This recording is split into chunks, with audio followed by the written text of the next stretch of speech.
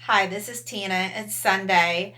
I'm going to make a small video about the kind of things that you have to deal with frequently if you have a vaccine injured child, a disabled child. Today, I spent 2 hours at Walgreens Pharmacy trying to get Zachary's prescription filled.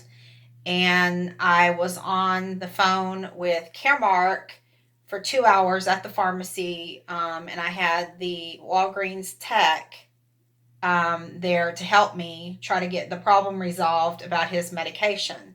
For some reason, his medication is one of them is not being covered, and it should be. And we couldn't get a straight answer why. And we've been trying to get it resolved for days. Zachary's been without his medicine for 4 days. And this is a medication that has to be compounded. So it's not just a matter of throwing some pills in a bottle. So they have to make these pills into a liquid because it doesn't already come in a liquid, so that Zachary can take it because he can't swallow pills. So I was trying to figure out why our insurance is not covering the medicine. Usually we just pay a small copay once his deductible is met for prescriptions. And, we have problems frequently, but not to this degree. I mean, basically, I was being expected to pay the entire amount on one of his prescriptions, his clonidine, and his clonidine is the one that helps him sleep. He hasn't had it for more than 4 days, and he was having trouble sleeping even with it. And since he hasn't been taking it, he definitely hasn't been sleeping well. So the Walgreens tech had already spent an hour on the phone before I got there trying to get an answer and get this resolved and find out what's going on. And I spent probably 30 minutes on the phone yesterday with first with Walgreens and then with Caremark. And so today I went up to Walgreens and for 2 hours, me and the tech talked to Caremark and never got the issue resolved. And all this has to do with the fact that when you compound the medication, say clonidine, you're going to have your clonidine pills, and you're going to have a solution. I think they call it solution syrup. I believe that's what they call it.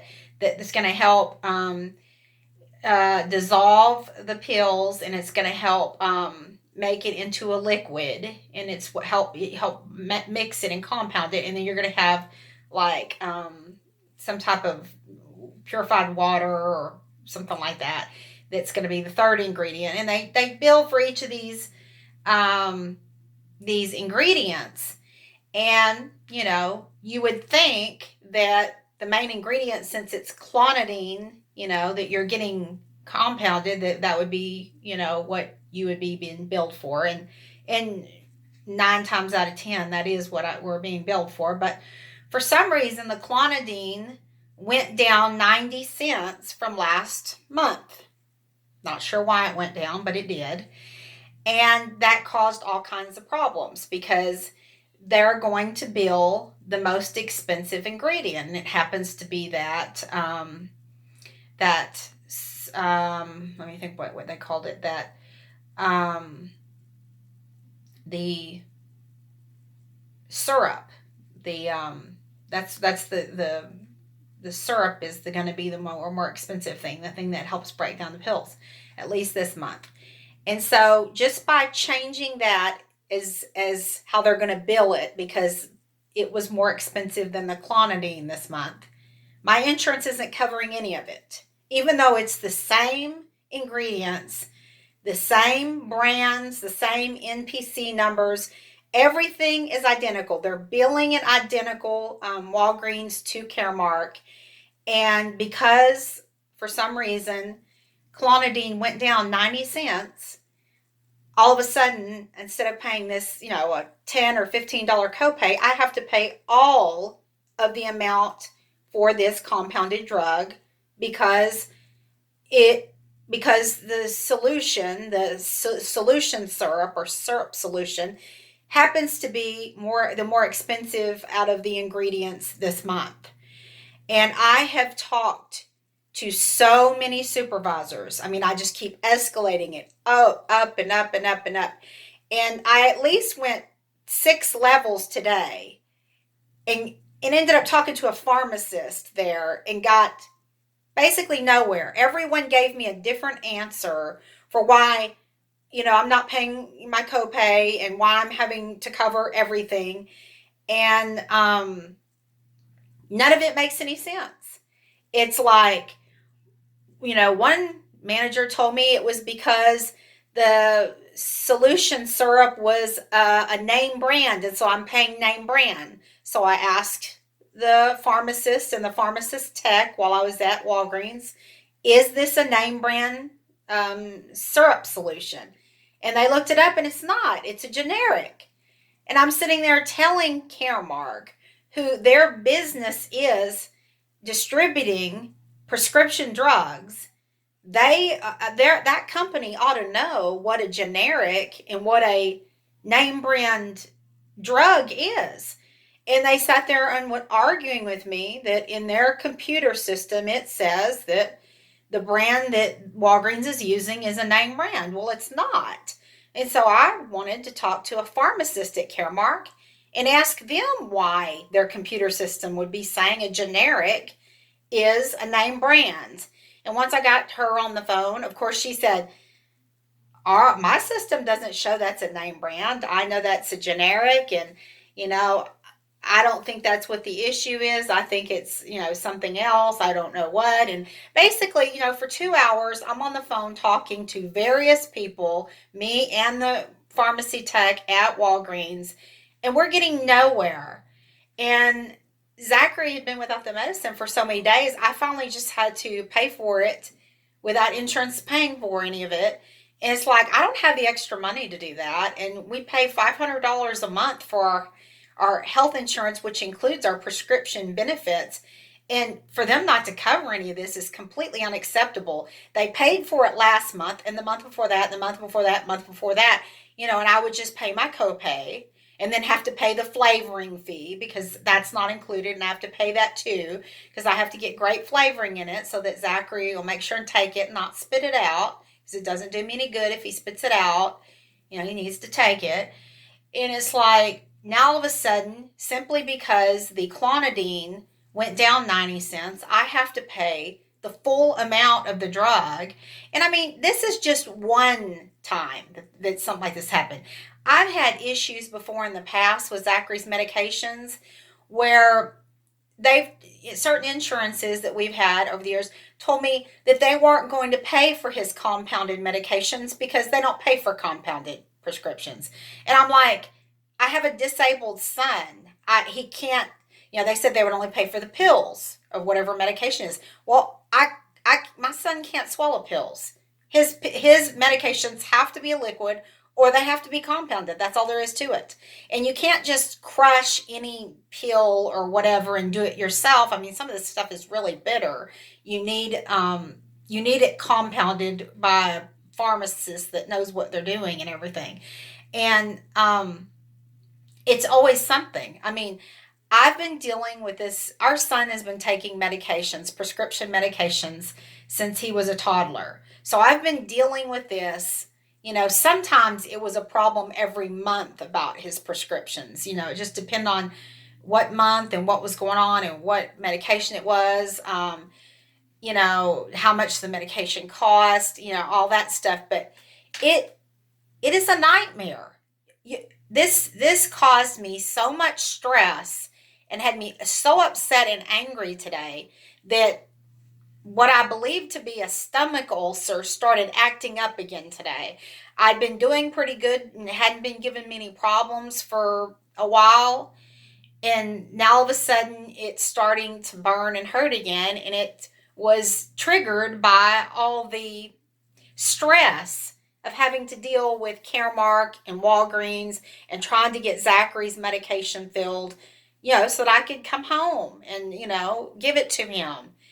Um, I know a lot of people are thinking, why would you want to give him any medications? The pharmaceutical industry make the vaccines, and they're the ones who disable your kid.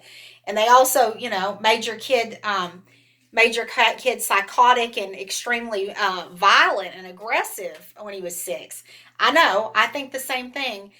And the minute I take him off his medications and have to try to live with him and deal with his behavior issues when he's not on any medications, I have to go back to the medications because I have to be able to live with him and I have to be able to take care of him and I have to be able to function in doing that. And when he's not on his medications, until I find something that works better, whether it's whatever. If I find things that work better, I'd rather use those than pharmaceutical drugs. But until I find something that works better, I have to at least have some of his medications because, again, I have to live with him and I have to take care of him. And when he's not on his medications, he's harder to deal with and he can be more aggressive. And he's aggressive on the medications. It's a lot worse without.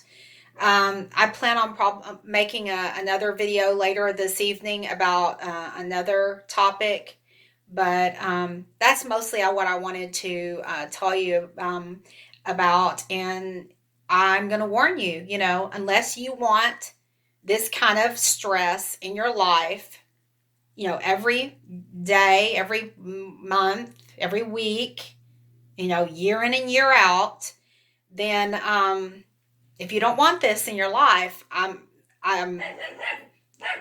asking you. I mean, I'm begging you to please research vaccines and the dangers of them before you decide to vaccinate yourself or your children or your grandchildren or whatever, because the reason I'm having to go through this, all the time, frequently, this has been going on for 9 years, sometimes every month, is because I made the mistake and I just trusted the system and I did what his doctors told me I should do, and I followed the CDC vaccine schedule for 4.5 years.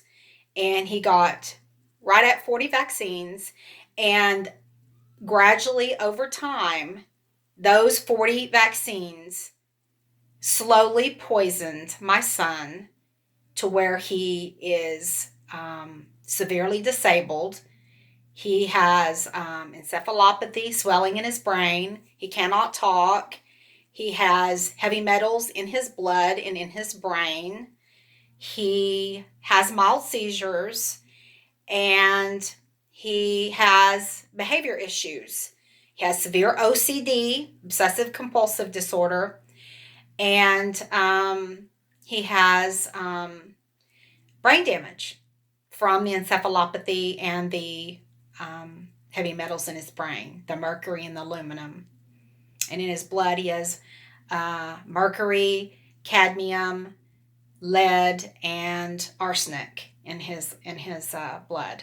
So I make these videos to warn people and to show them the reality of what their life is going to be like if they do end up with a vaccine injured child, particularly a severely vaccine injured child.